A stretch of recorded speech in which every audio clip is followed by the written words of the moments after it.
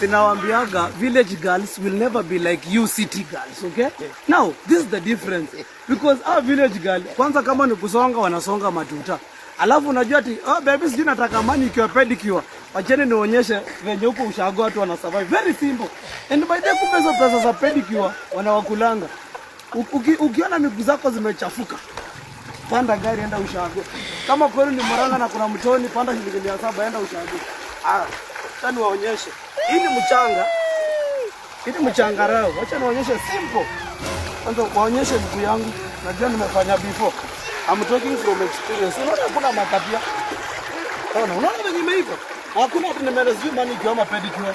Sasa iko hivi. Unaanza hivi. Wacha kwanza unajua kuna mawe. Naichapa hivi kwanza. Okay? Naichapa hivi, unaichapa hivi. Unaona? Shagua. So ikifika sasa ni kusugua miguu. Wacheni kutumia sijui sabuni ama sijui sandpaper. Mchanga.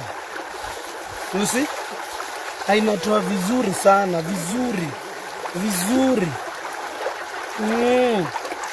Oh my God. Hebu wacha tungoje results sisi wote. Wacha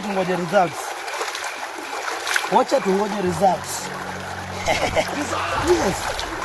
This is why I like village girls. And by the way, I'm in the village looking for a wife now. Sana Nairobi. Hapana. Onyesha results. Onyesha results. Hivyo simple. Hivyo so make sure mnajoin live yangu kwa sababu hii mwezi yote niko ushago. Nataka niwatembeze ushago. Make sure usikosa live yangu. Nitakuwa nawatembeza kwa live. Make sure umenifollow.